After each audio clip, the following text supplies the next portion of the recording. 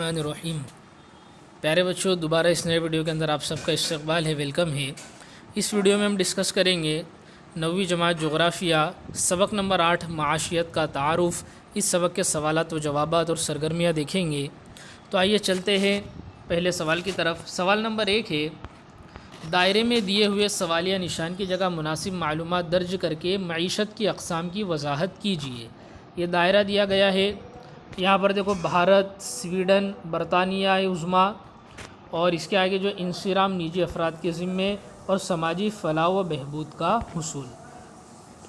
तो आइए इस सवाल का जवाब देखते हैं। जवाब इस सवालिया निशान की जगह के जवाब मुंदरजा झेल जदवल में दिए गए हैं। नंबर 1 है सरमाया दाराना मईशत, नंबर 2 है इश्तराकी मईशत और नंबर 3 है मखलूत मईशत। तो जो सरमाया दाराना मईशत है उसमें जो मुल्क है जर्मनी, जापान, अमेरिका। इश्तराकी मईशत में चीन, रूस और मखलूत मईशत में भारत, स्वीडन और बरतानिया। अगला नुक्ता है सरमाया दाराना मईशत का, उसमें है इंतज़ामिया खानगी अफराद के ज़रिए ये होती है और इश्तराकी मईशत जो है ये इंतज़ामिया हुकूमत के ज़रिए होती है चीन और रूस में। और मखलूत मईशत जो है भारत, स्वीडन और बरतानिया की, ये इंतज़ामिया खानगी अफराद और हुकूमत दोनों के ज़रिए से होती है। अगला जो पॉइंट है सरमाया दाराना मईशत का, उसमें ज़्यादा से ज़्यादा मुनाफ़े कमाना मकसूद होता है।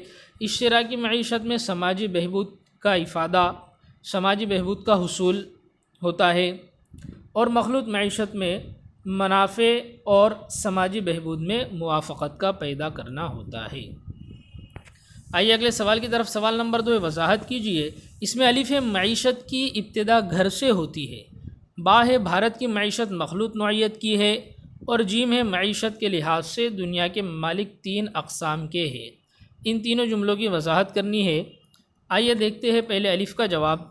नंबर 1 है आमदनी और अखराजात में तालमेल कायम करने के लिए ख़ानदान के सरबराह को ज़रूरियात की तरजीहात तय करनी पड़ती है, क्योंकि ख़ानदान की ज़रूरियात लामहदूद होती है, बहुत सारी ज़रूरतें होती है और उनकी तकमील के ज़राए महदूद और लिमिटेड होते हैं। नंबर 2 है आमदनी और ख़र्च में तालमेल कायम करने के अमल की कोशिशों को ख़ानदानी इंतज़ामिया कहते हैं। नंबर 3 है ख़ानदानी इंतज़ामिया और मईशत में बहुत सारी मुमासिलतें हैं।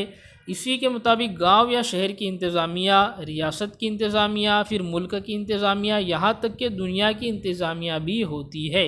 इसी को माशी इंतज़ामिया कहते हैं। अगले सवाल का जवाब है, पहला पॉइंट है भारत की मईशत में अवामी शोबा और ख़ानगी शोबा दोनों का बाहमी वजूद पाया जाता है। नंबर 2 है भारत में वसाइल पैदावार की मिल्कियत और इंतज़ाम पूंजी सनअतकारों और हुकूमत के दरमियान तकसीम कर दिया गया है।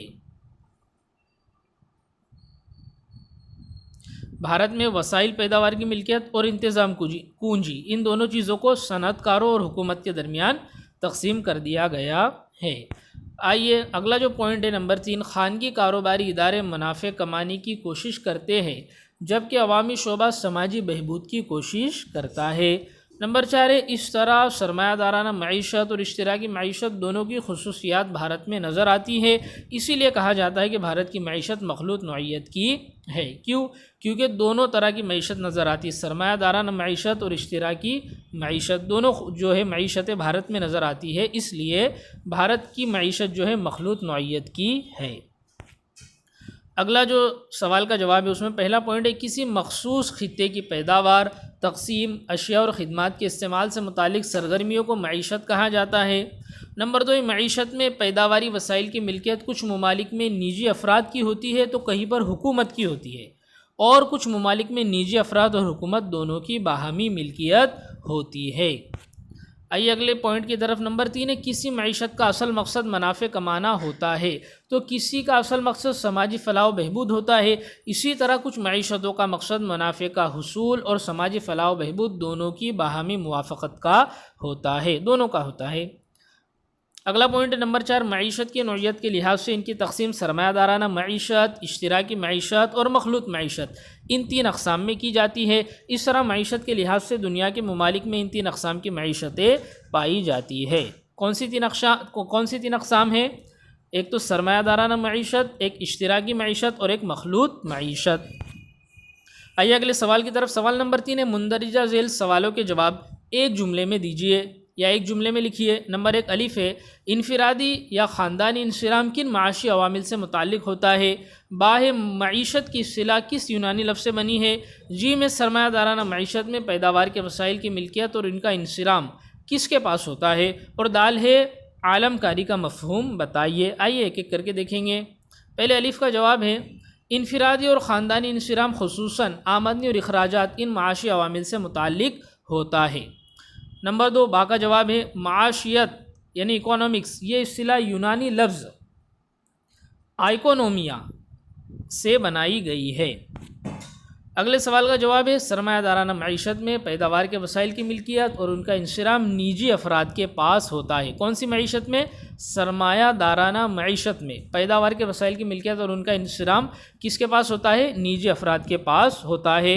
اور نمبر 2 اگلے سوال کا جو جواب ہے کہ عالم کاری کیا ہے؟ تو عالم کاری یعنی ملک کی معیشت کو عالمی معیشت سے ہم آہنگ کرنا، اسی کو عالم کاری کہتے ہیں۔ آئیے اگلا جو سوال سرگرمی ہے، نمبر 1 ہے، کسی ایک بھارتی ماہر معاشیات اور اس کی معاشی خدمات کے بارے میں معلومات حاصل کر کے جماعت میں پیش کیجیے۔ یہ سوال اپنے خود سے حل کرنا ہے۔ آپ کسی بھی جو ہے ماہر معاشیات اور اس کی خدمات کے بارے میں معلومات حاصل کر سکتے ہیں، جیسے کہ اپنے بھارت میں ڈاکٹر منموہن سنگھ ہے اور بھی ہے، تو آپ کو یہ سوال جو ہے خود سے حل کرنا ہے۔ سوال نمبر 2 جو ہے، آپ کے خاندان کی آمدنی اور اخراجات کو ملحوظ رکھتے ہوئے گوشوارہ بنائیے۔ تو آئیے چلتے ہیں گوشوارے کی طرف۔ جو پہلا کالم ہے تفصیل کا ہے، اس میں تفصیل دی گئی ہے، اور دوسرے کالم میں جو ہے خرچ دیا گیا ہے اندازاً، یہ آپ کی جو ہے کتاب میں بھی دیا گیا ہے۔ نمبر 1 روزانہ کی غذا، ناشتہ، طعام خانہ وغیرہ، اس کا جو انداز خرچ ماہانہ 6000 روپئے۔ نمبر 2 کپڑوں کے 2 جوڑوں کی خریداری، اس کا خرچ ہو گیا 2000 روپئے۔ نمبر 3 اسکولی سامان کی خریداری، اس کا خرچ ہو گیا 500 روپئے۔ نمبر 4 دواخانے کا خرچ، اس کا خرچ ہو گیا 450 روپئے۔ اگلا پوائنٹ ہے تفریح، اس کا خرچ ہو گیا 350 روپئے۔ چھٹا ہے موبائل بل، یہ تو اب کمپلسری ہو گیا ہے ہمارے زمانے میں، تو موبائل بل اس کا خرچ ہے 500 روپئے۔ نمبر 7 ہے پھل سبزی وغیرہ خریدنا، اس کا خرچ ہو گیا 1000 روپئے۔ اور نمبر 8 ہے سادہ سفر خرچ، بس ریلوے رکشہ وغیرہ آٹو وغیرہ، تو اس کا خرچ ہو گیا 2000 روپئے ماہانہ۔ اگلا ہے نمبر 9 بجلی کا بل، یہ ہو گیا 1200۔ نمبر 10 ہے سیاحت، یہ خرچ عام طور پر نہیں ہوتا ہے، تفریح سیاحت جو ہے۔ نمبر 11 ہے بینک کی قسط بھرنا، اس کا خرچ ہو گیا 3000، کل خرچ ہو گیا 17000۔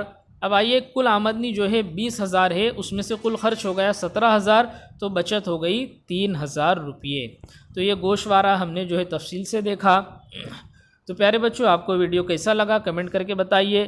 اس ویڈیو میں دیے گئے سوالات، جوابات اور سرگرمیاں آپ اپنی کاپی میں لکھیں۔ جب تک کے لیے شکریہ، خدا حافظ، ملتے ہیں اگلے ویڈیو میں۔